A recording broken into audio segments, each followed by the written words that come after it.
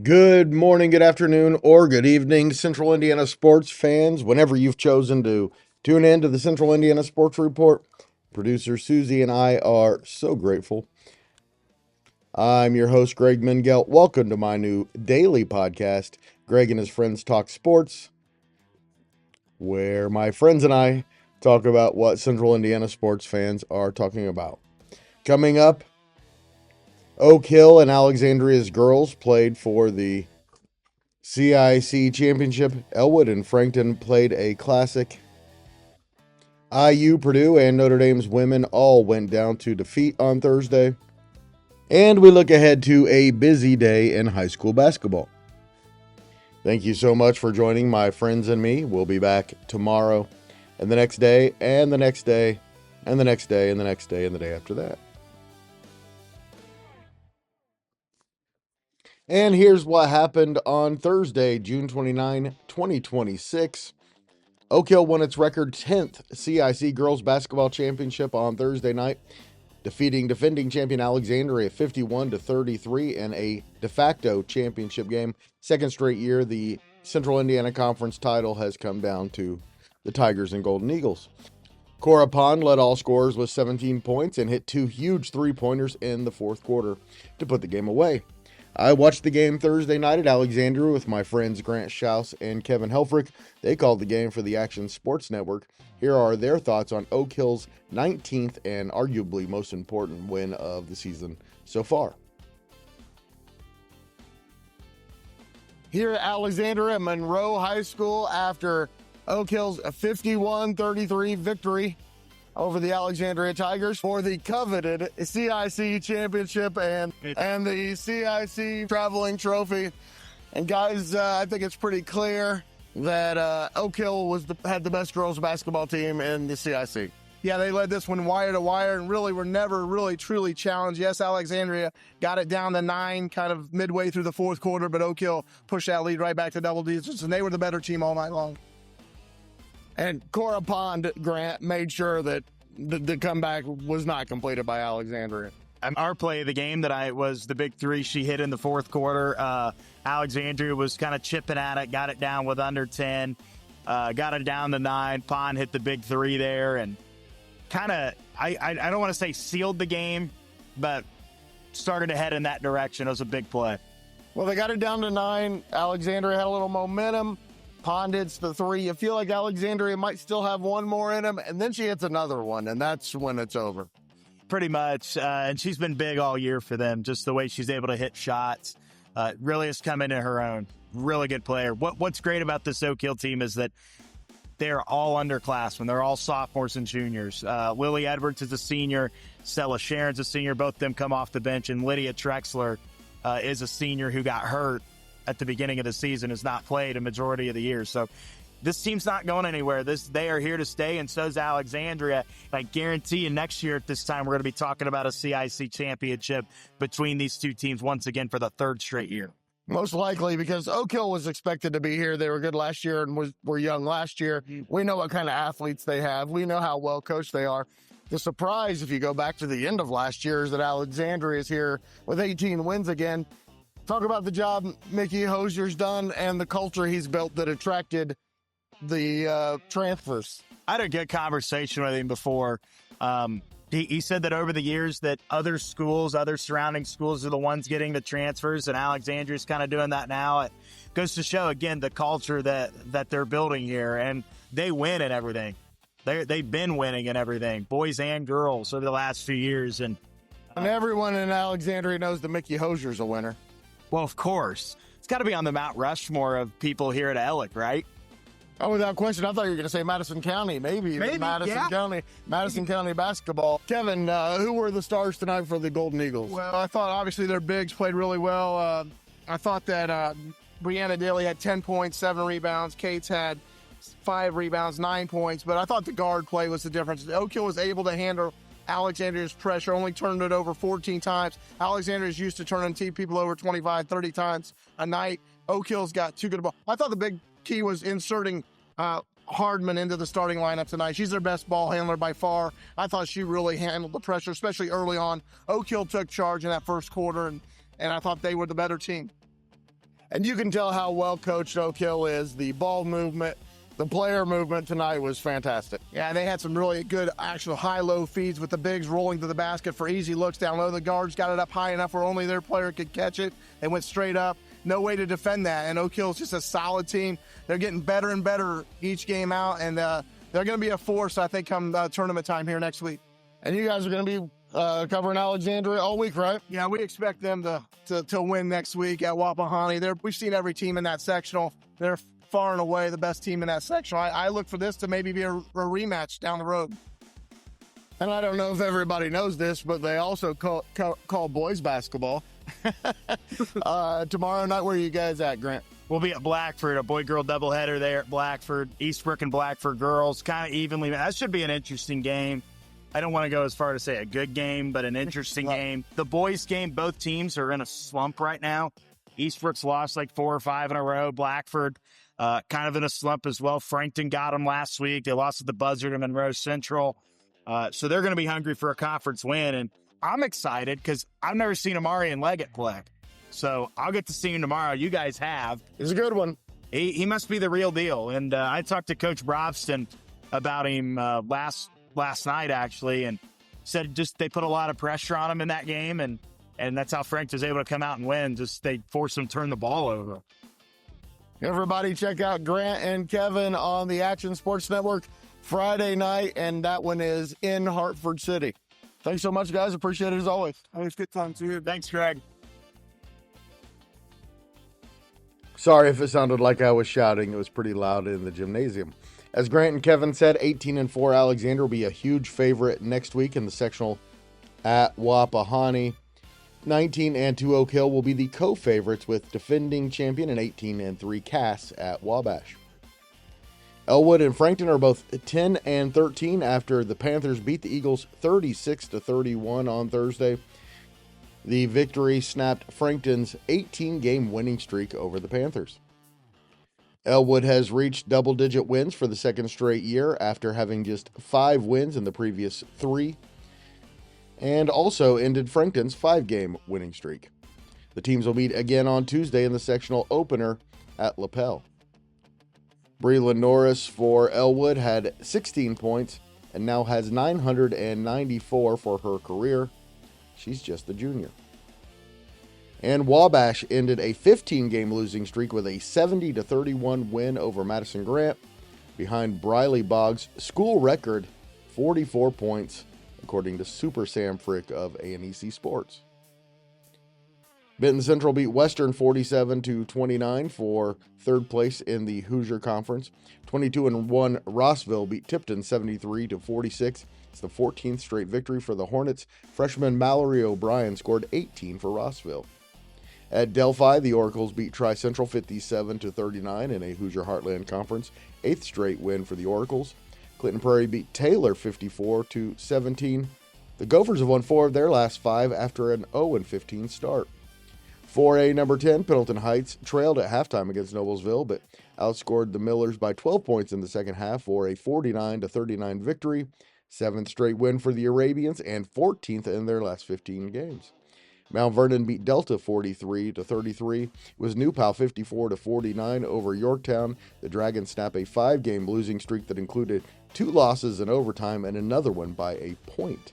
Greenfield Central beat Southport 56-42, 4th straight win for the Cougars. Newcastle topped Anderson 55-47, 6th win in a row for the Trojans. Some teams getting hot right before the postseason. Kokomo beat Muncie Central 53-21. The Wildcats' 5th win in their last 7 games. Cowan topped Burris 30-24. The Blackhawk victory ends a 4-game losing streak for Cowan and also ends a 4-game winning streak for the Owls. Shenandoah beat Wapahani 51-46. It was Maconaquah improving to 16-4 with a 72-23 win over Northwestern. Whitco is 21-1 after beating Wawasee 62-22, 20th straight win for the 2A number 1 Wildcats.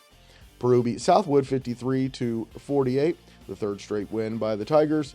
And the only unbeaten team in Indiana, Class 4A number 2 Center Grove, defeated Avon 49-36 to complete the regular season unbeaten. Senior Grayson Gilliard had 30 points for the Trojans. Just one local high school boys basketball game on Thursday. It was Seton Catholic, 61-59 over Burris. In women's college basketball, number 9 Michigan beat Indiana 96-67, dropping the Hoosiers to 11-11 overall and 0-10 in the Big Ten. The Wolverines are now tied for second in the Big Ten with number 8 Iowa, a game behind leading and second-ranked UCLA. Number 13 Michigan State beat Purdue 86-65, dropping the Boilermakers to 11-10. The Spartans are now 8-2 in the Big Ten. Cal beat Notre Dame 80-69, dropping the Irish to 13-8. And Indiana State beat Valpo 77-63. The Sycamores are now 7-13. Valpo is 0-21. Beacons, what an awful freaking name. Illinois is now the co-leader in the Big Ten after beating Washington 75-66. There's now a 4-way tie at the top of the Big Ten. Along with the number 9 Illini is number 3 Michigan, number 5 Nebraska, and number 7 Michigan State. Keaton Wagler continued his hot play, scoring 22 points for 18-3 Illinois.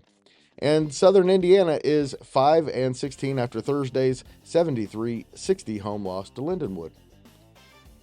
The Indy Ignite have a Major League Volleyball best 4-1 record after beating Atlanta in 4 sets on Thursday night at the Fishers Event Center, 25-18, 16-25, then 25-19, and 25-18. The Ignite will try to break the tie at the top of the league standings with Dallas when the two teams go head-to-head on Saturday at 7 back at the Fishers Event Center. The game can also be seen on YouTube. One local headline I completely forgot on Thursday. Can't believe I did it. 85-year-old Bud Wright, the state's all-time leader in football coaching victories, and probably will be forever, is the new head coach at Southwood. Wright replaces Josh Markley, who went 3-7 in 1 year with the Knights. I went to a Bud Wright football camp in the 1980s, and he was already like a 3-time state champion at that point. A couple of national headlines. Novak Djokovic won the 4th and 5th sets Friday morning in Melbourne against number 2 Yannick Sinner to reach his 54th Grand Slam final. 54. He'll face rival and top-ranked Carlos Alcaraz in the championship on Sunday morning, and he'll play for a record 25th Grand Slam title and a record 11th Australian Open championship. Djokovic beat Sinner 3-6, 6-3, 4-6, 6-4, and 6-4. Alcaraz beat third-ranked German Alex Zverev in another 5-set classic, 6-4, 7-6, 6-7, 6-7, 7-5. Should be another great final on Sunday. We are definitely in the golden era of men's tennis. Saturday's women's final is at 3 a.m. It's number 1 Irina Sabalenka against number 5 Elena Rybakina for the women's Australian title. Skiing legend Lindsey Vonn had a bad accident in practice for the downhill on Thursday in preparations for the Olympics in 7 days. Vonn reportedly had a noticeable limp after the accident. By the way, we are looking for someone to talk winter sports and the World Cup.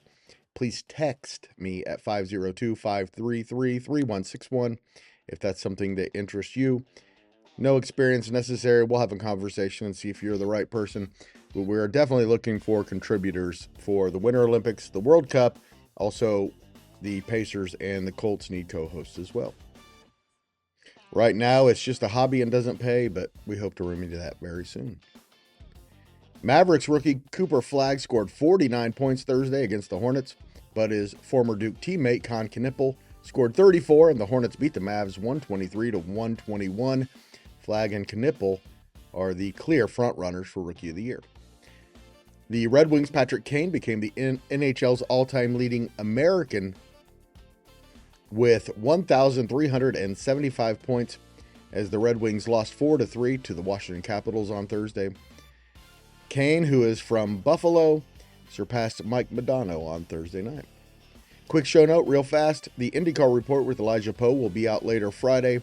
That's usually on Thursdays. Fridays this week, replacing the Colts Report. There will not be one this week. Should be back next week. Again, looking for Pacers and Colts contributors if you're interested.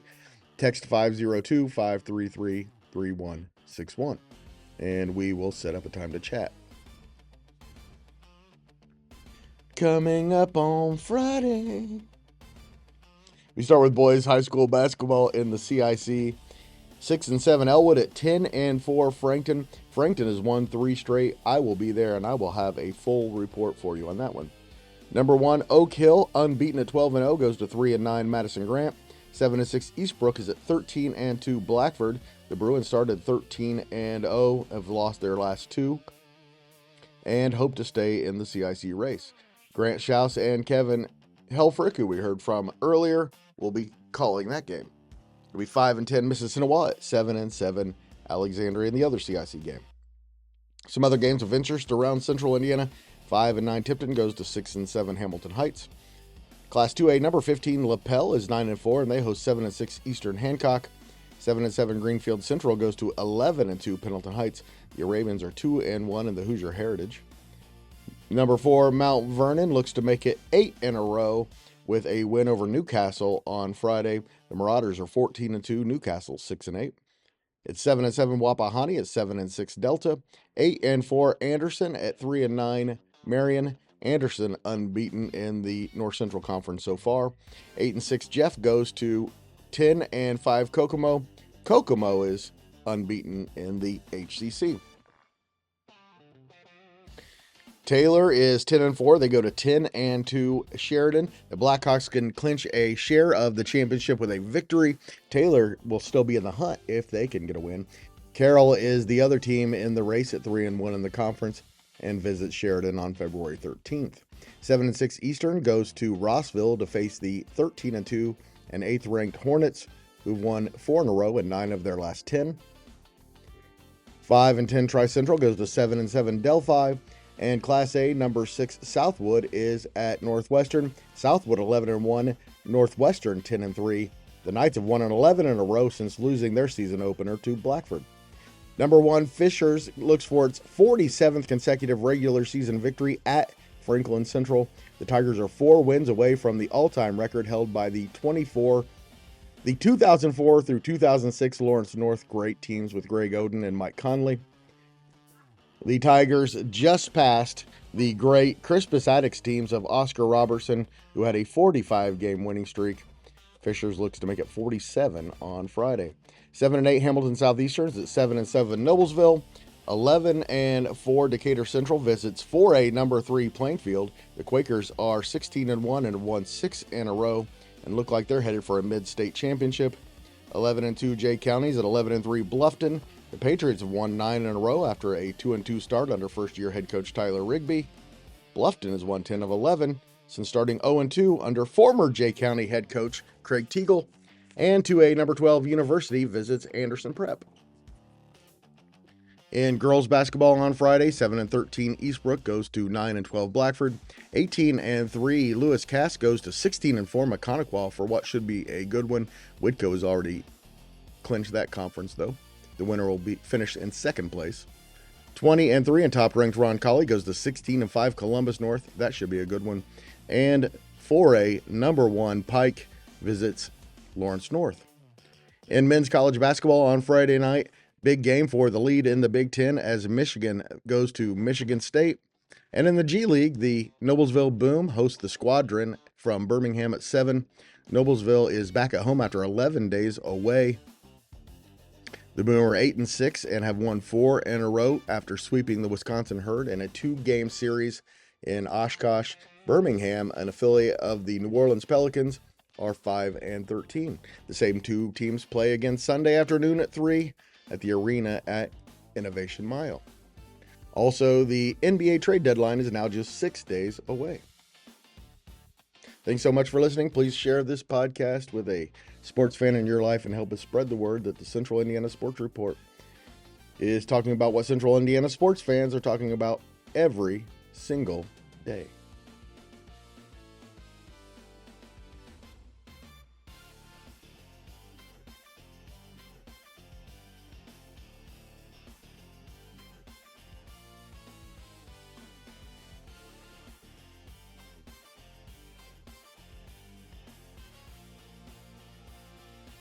The Central Indiana Sports Report is a product of ITG Media, and I love Susie.